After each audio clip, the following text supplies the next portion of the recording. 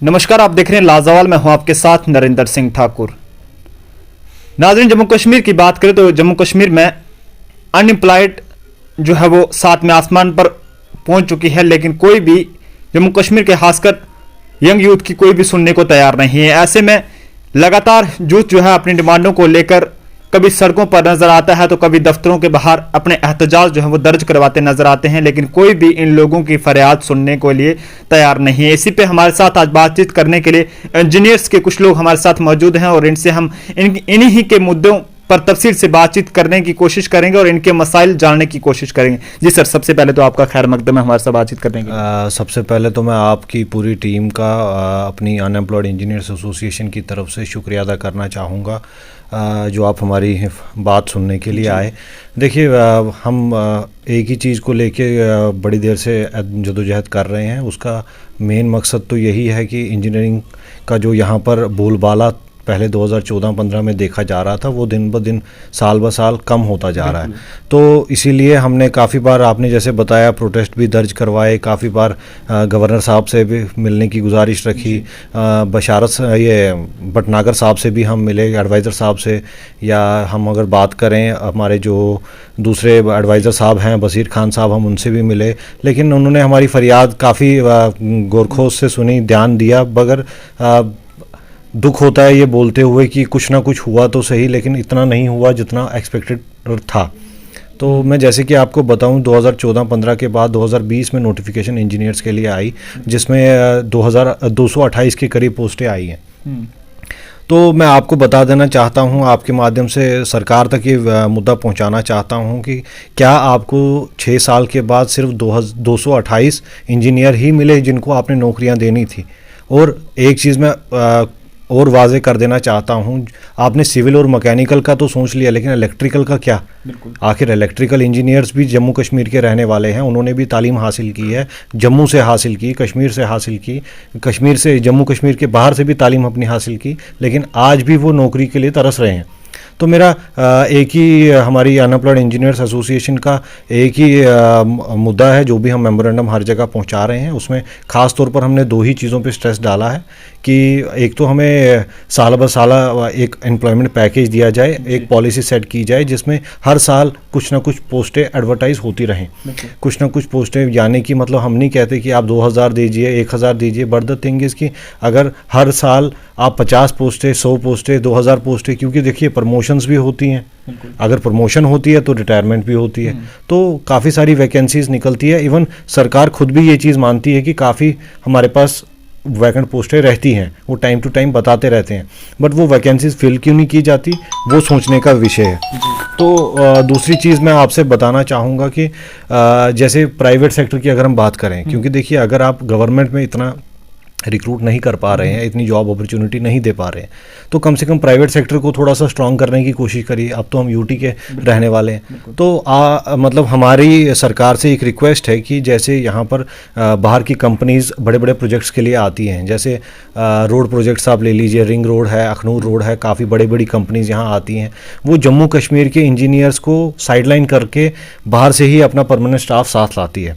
तो हमारी उनसे भी ये रिक्वेस्ट है कि एक गवर्नमेंट ही अगर बार स्लैब सेट करे और कुछ ऐसा परसेंटेज सेट करे कि जम्मू कश्मीर के इतने % इंजीनियर्स पहले ही अकोमोडेट किए जाएं, तो उससे भी इंजीनियरिंग यूथ को थोड़ा सा बढ़ावा मिलेगा।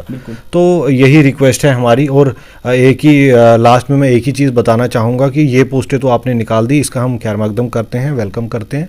बाकी और भी पोस्टें जितनी भी हैं, आप प्लीज़ जल्दी से जल्दी उनको खंगालिए, उनको देखिए, और जितना जल्दी हो सकते हैं उसको भी आप जल्दी से जल्दी एडवर्टाइज करिए। बिल्कुल सर, हम आपके पास भी आने की कोशिश करेंगे, लेकिन यहाँ पे कुछ और भी लोग हैं, इनसे हम बातचीत करेंगे। सर, क्या लगता है कि आप लोगों के लिए, जो इलेक्ट्रिकल इंजीनियर्स हैं, उनके लिए कोई इस तरह की पॉलिसी क्यों नहीं लाई जा रही है कि जिससे उन्हें जो है किसी भी तरह की कोई मुश्किलात दरपेश ना हो? क्या लगता है कि आप इस मुल्क के बाशिंदे नहीं हैं जिस कारण आपके साथ इस तरह से जो है वो भेदभाव किया जा रहा है? सर इलेक्ट्रिकल को तो इन्हें अब जस्ट प्राइवेट कर दिया हुआ है। ये तो अब गवर्नमेंट अपने जिम्मे ले ही नहीं रही है कि हम गवर्नमेंट के थ्रू मतलब रिक्रूटमेंट प्रोसेस नहीं चला सकते हैं। इनने जस्ट ये किया हुआ कि अब प्राइवेट हो गई है सारा, एसोसिएशन मतलब एक कॉर्पोरेशन बनी है। अब जो बाहर की कंपनियां आएंगी उनको भी अपना ही स्टाफ होगा साथ में, वो भी जम्मू कश्मीर के बाशिंदों को मतलब पहल नहीं देंगे, वहां पे भी मतलब एडजस्ट नहीं करेंगे। मैंने आपको पहले भी बोला यहाँ पे जितना भी प्राइवेट सेक्टर है वो जम्मू कश्मीर के मतलब जितने भी अनएम्प्लॉयड यूथ है उनको नजरअंदाज करते हैं। और हमें जम्मू कश्मीर यूथ के लिए उन्होंने प्राइवेट कंपनियों ने कौन सी जॉब रखी है, सिर्फ और सिर्फ ड्राइवर की पोस्ट, क्योंकि उनको गाड़ी चलाना है। गाड़ी चलाने वाला हमारा जम्मू कश्मीर का लोकल होना चाहिए ताकि उनको वो गाइड करे कहां पे क्या है। और जो स्किल्ड पर्सन है, जो civil engineer, electrical engineer, mechanical engineer है, हम ये नहीं कि मैं अकेले की बात करूं, मेरी एसोसिएशन में बहुत सारे बंदे हैं, वो हर जगह हर कंपनी के पास पहुंचे, मतलब जितनी भी यहाँ पे मल्टीनेशनल कंपनीज हैं उनके पास गए, हमने अपना रिज्यूम दे दिया है, जस्ट अपना रिज्यूम पकड़ के डस्टबिन में डाल देते हैं, वहां से कोई रेस्पॉन्स आता नहीं है।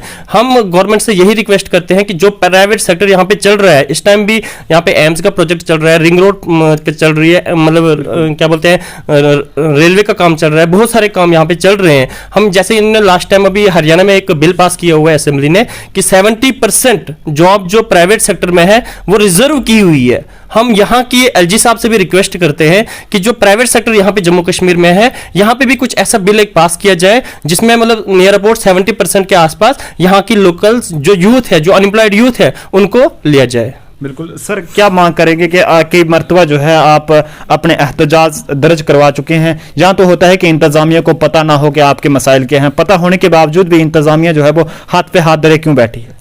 सर जैसे कि मुक्ति जी ने आपको बताया कि इन इस टाइम 25 दिसंबर 2020 को इन पोस्ट निकाली हुई हैं, सिविल भी, मैकेनिकल भी और ड्राफ्ट्समैन सिविल भी, और वो सारी पोस्टें हैं 228। सर इनने खुद प्रेस रिलीज में दिया हुआ है 30 अगस्त 2018 को कितनी पोस्टें निकाली गई? 144। सर वही मैं आपको दिखा रहा हूँ, पीडब्ल्यूडी ने खुद मतलब डेली एक्सेलजर पेज पे दिया हुआ है, प्रेस रिलीज दिया हुआ है इन्होंने 30 अगस्त 2018 को दिया हुआ है। हम इनके पास स्ट्रेंथ भी दी है, एक्सेस भी दिया हुआ है और वैकेंट भी दिया हुआ है, और इनने यहाँ पे दिखाया हुआ है 407 पोस्टें इनके पास वैकेंट थी, और ये दे रहे हैं ये 2018 में। सर मुझे बताओ, अगर 2018 में ये दिखा रहे हैं कि हमारे पास 407 पोस्टें वैकेंट हैं, तो 2019 2020 2 साल और हो गए, क्या ये पोस्टें बढ़नी नहीं चाहिए थी? क्या ये पोस्टें कम हो जानी चाहिए थी? अब इनने फिर 29 नवंबर 2020 को 19 को इनने फिर से एक प्रेस रिलीज दिखाया हुआ है, इनने उसमें फिर से इस जेई का दिया हुआ है पूरा, मतलब एक रिलीज दिया हुआ है प्रेस रिलीज, उसमें इन्होंने दिखाया 250 पोस्टें वैकेंट हैं। मुझे बताओ, अगर 407 पहले दिखाया इन्होंने 2018 में और 2019 में ये दिखा रहे हैं 250, मुझे बताओ एट ए टाइम मतलब 150 पोस्टें कहां गई? क्या बैकडोर एंट्री चल रही है? मतलब गवर्नमेंट क्यों नहीं देख रही है इन डिपार्टमेंट को? क्या इसमें इतनी रिटायरमेंट्स होती हैं, इतनी प्रमोशनें होती हैं, आखिरकार ये पोस्टें जाती कहां हैं? और लास्ट टाइम इनने एंडिंग 2020 को इनने इस टाइम पोस्टें निकाली हैं सिर्फ 144। क्या ये हमारे लिए सफिशिएंट है? क्या ये इन्होंने एक तोहफा दिया है, हमें दिया तोहफा कि 6 साल के बाद ये अगर पोस्टें निकाल रहे हैं, सिर्फ 144 पोस्टें निकाल रहे हैं, ये हमारे लिए सफिशिएंट नहीं है। अब अगर इन्हें निकाल भी दी है, हम इसका वेलकम भी करते हैं, और साथ ही साथ में गवर्नमेंट को भी और एलजी साहब से रिक्वेस्ट करते हैं कि जल शक्ति में, पीडब्ल्यूडी में, इलेक्ट्रिकल डिपार्टमेंट में जितनी भी स्ट्रीम है इंजीनियरिंग की, चाहे वो मैकेनिकल हो, कोई भी स्ट्रीम हो, जितनी भी वैकेंट पोस्टें हैं उनको जो रिक्रूटमेंट प्रोसेस चल रहा है, इसी के साथ साथ में उनको भी एडवर्टाइज किया जाए। और हमारा एक सेल्फ हेल्प ग्रुप था जिसमें हम पॉलिसी में मतलब एक अनएम्प्लॉयड इंजीनियर को बांधा था, मतलब 5-6 हजार मतलब बच्चे जो इंजीनियर्स थे वो उसमें इंगेज थे, अपना कारोबार वहां पे चल रहा था इनका अच्छा खासा, वो भी इन्होंने लास्ट टाइम एबॉलिश कर दिया। यार हमें क्या रोडों पे उतरने के लिए मजबूर कर रही है सरकार खुद? हम कहां जाएं? आखिरकार हम जम्मू कश्मीर के बाशिंदे हैं, हम जाएं तो जाएं कहां? हमें हमारे लिए ना गवर्नमेंट सेक्टर इस टाइम जगह दे रहा है, ना प्राइवेट सेक्टर जगह दे रहा है, तो हम जाएंगे फिर कहां? आखिरकार हम डिप्रेशन में होते जा रहे हैं, मतलब इतने कंफ्यूज हो चुके हैं कि हम करें क्या? इतना पैसा खर्चने के बावजूद अगर इस टाइम हम फुल्ली डिपेंडेंट अपने घर वालों के ऊपर हैं, तो हमारे लिए शर्मनाक की बात है कि अगर हम इस टाइम, इतनी जवानी है हमारी इस टाइम हम घर वालों की सपोर्ट नहीं बन पाएंगे, तो हमारे लिए अफसोस की बात है। हम लास्ट टाइम एलजी साहब से यही रिक्वेस्ट करेंगे कि जितनी भी पोस्टें वैकेंट हैं उनको जल्द से जल्द एडवर्टाइज किया जाए, जो रिक्रूटमेंट प्रोसेस चल रहा है इसी के साथ साथ में। और प्राइवेट सेक्टर में जैसे हरियाणा में इन्होंने लास्ट टाइम बिल पास किया हुआ है, 75% इन्होंने रिजर्व रखा हुआ है फॉर लोकल के लिए, वही एक वैसा ही एक बिल यहाँ पे भी पास किया जाए, और जितनी भी बाहर की कंपनियां यहाँ पे प्राइवेट सेक्टर में है उनके पास एक एग्रीमेंट होना चाहिए कि इतना स्टाफ लेना चाहिए। खाली ये पेपर वर्क में भी नहीं होना चाहिए, ये ऑन ग्राउंड में भी होना चाहिए। बिल्कुल, आपका बहुत बहुत शुक्रिया सर। मैं आप आपसे आखिर में जानना चाहूँगा कि जिस तरह से आपने कहा कि आपने कई सारे एडवाइजर से यार आपको जम्मू कश्मीर ड्यूटी के लेफ्टिनेंट गवर्नर से तो बातचीत करने का मौका नहीं मिला, लेकिन जहाँ तक आपने कहा कि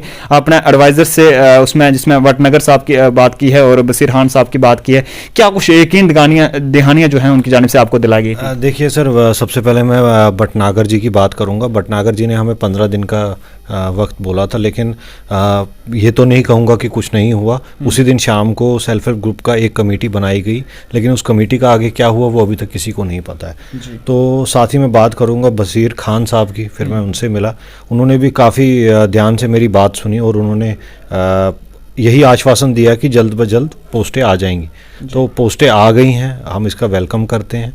अब एक ही रिक्वेस्ट है कि जो बाकी पोस्टें भी खाली हैं उनको भी जल्दी भर दिया जाए।